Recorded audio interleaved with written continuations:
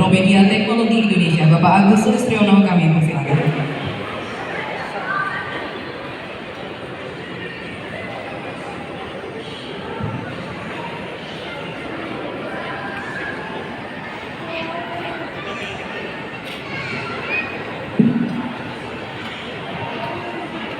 Selamat sore semuanya. Assalamualaikum warahmatullahi wabarakatuh. Yang terhormat Gubernur NTT Bapak Titor, yang terhormat Ketua Dewan Redaksi Prof. Daniel, Pemimpin Harian Umum Victorius Pak Kris, serta tamu undangan sekalian yang hadir di sini. Mohon maaf tidak bisa saya sebutkan satu persatu. Pertama-tama saya ingin ucapkan selamat ulang tahun untuk Victorius. Luar biasa ya, 10 tahun. Padahal tadi dijelaskan oleh Prof. Daniel, diawali ketika semua media cetak sedang turun. Saya tahu betul 2012 itu sebenarnya hampir semua media cetak ya, baik tabloid, majalah, koran itu angkanya turun. Tetapi Victorius saat itu justru menancapkan bendera, memulai, dan tadi juga sudah ada jawabannya. Ternyata jawabannya tidak sekedar bisnis itu Pak ya, ada tujuan lain yang lebih mulia dari itu. Baik, saya ingin bercerita sedikit tentang Promedia Teknologi Indonesia dan Pikiran Rakyat Media Network. Tadi sekilas juga sudah disinggung oleh Prof. Daniel. Kalau saya ingat hari ini sebenarnya saya seperti deja vu ya. 2 tahun yang lalu, 2 Desember 2019, Pikiran Rakyat Bandung, koran tertua di Jawa Barat yang lahir tahun 1967, melakukan langkah besar seperti yang hari ini dilakukan oleh Victorius. Jadi 2 Desember 2019, Pikiran Rakyat Bandung juga meluncurkan yang namanya Pikiran Rakyat Media Network. Jadi kalau hari ini ada peluncuran Victorius Media Network seperti deja vu. Nah, Pikiran Rakyat Media Network waktu itu lahir dari sebuah koran terbesar di Jawa Barat. Awalnya mimpinya adalah dengan digital, dengan konsep yang baru, Pikiran Rakyat itu bisa dikolaborasikan dengan mitra-mitra awalnya hanya di Jawa Barat saja. Jadi target pertama di Jawa Barat. Tetapi ternyata alhamdulillah dalam kurun 2 tahun ya, waktu ulang tahun kedua 2 Desember 2019, Pikiran Rakyat Media Network saat ini sudah ada 215 portal di seluruh Indonesia. Nah, mudah-mudahan semangat teman-teman dari Victorius Media Network ini nanti start hari ini bisa dari NTT, nasional, bahkan tadi dengan cita-cita yang lebih tinggi tadi. Pikiran Rakyat Media Network, pemiliknya waktu itu ketemu dengan saya sekitar pertengahan 2019.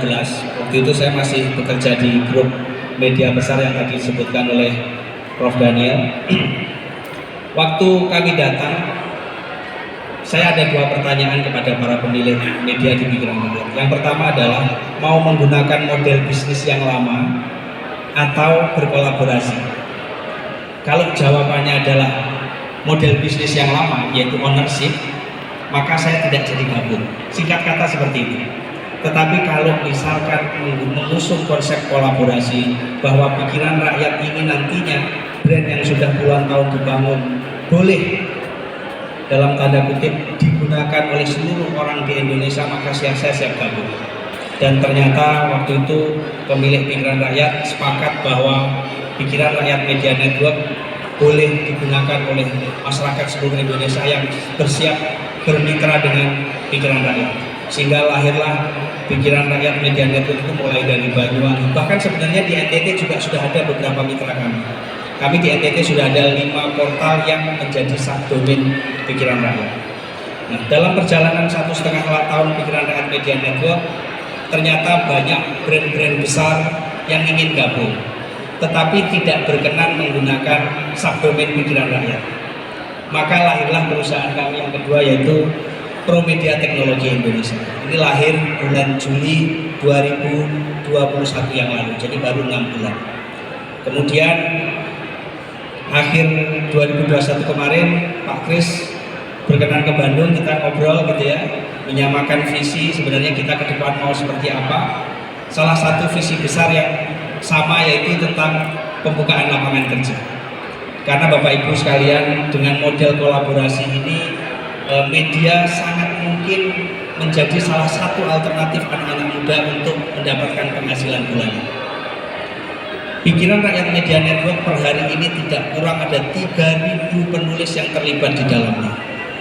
Dan mungkin kalau saya cerita berapa pendapatan wartawannya, Bapak Ibu nggak percaya. Tapi kalau mau cross check bisa tanya ke Gubernur Jawa Barat, Pak Ridwan Kamil.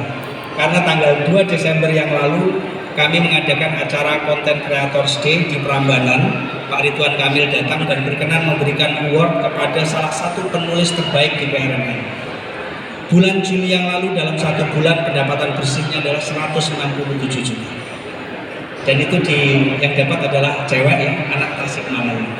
Dan kami berharap nanti Victorious juga lahirnya anak-anak muda dari NTT yang selama ini mungkin mimpinya kalau mau mandiri secara ekonomi itu di dalam pikiran anak-anak muda sekarang itu usaha kuliner gitu ya.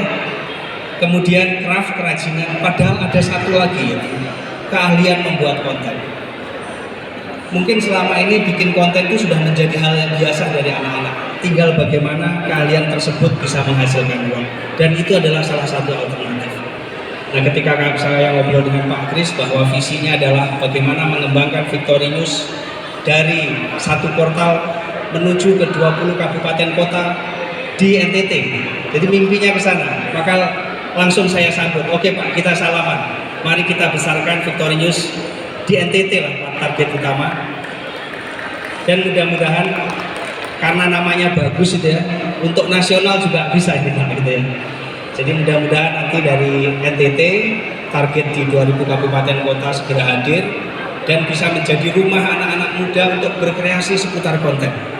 Jadi supaya ini Pak, supaya kalau sekarang namanya TikTok gitu ya, TikTok joget-joget viral nggak dapat duit. Kalau ini ngetik gitu ya, bisa nulis potensi daerah, potensi pariwisata, kuliner dan lain sebagainya, tapi dapat uang gitu.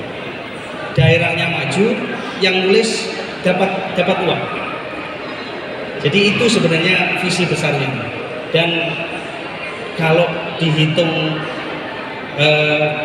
simpel gitu ya, seandainya itu ya, saya berandai-andai, seandainya dalam 6 bulan ke depan Victorious benar-benar ada di 20 kabupaten kota di NTT.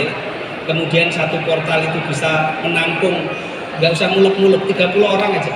Sudah berapa lapangan kerja tercipta dari keahlian membuat konten.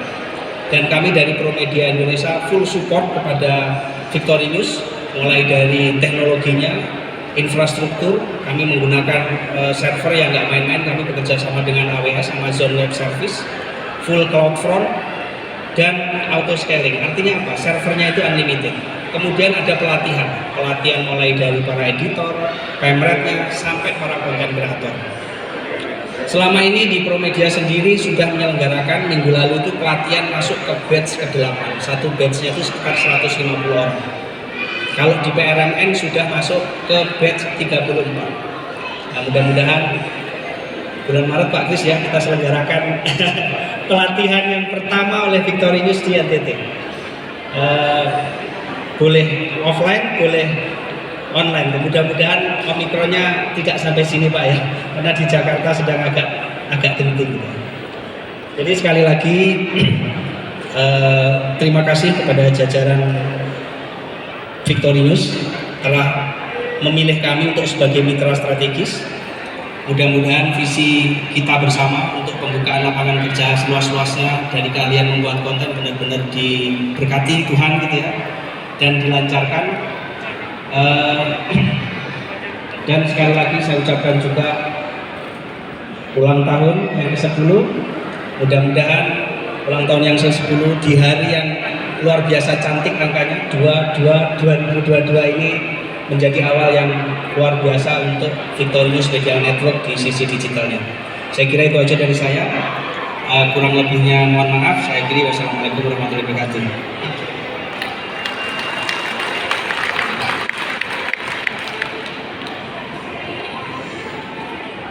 Terima kasih Pak Agus. Pak Agus ini pernah menjadi pemret di Harian Umum Tribun. Baik, Bapak Ibu hadirin yang kami hormati,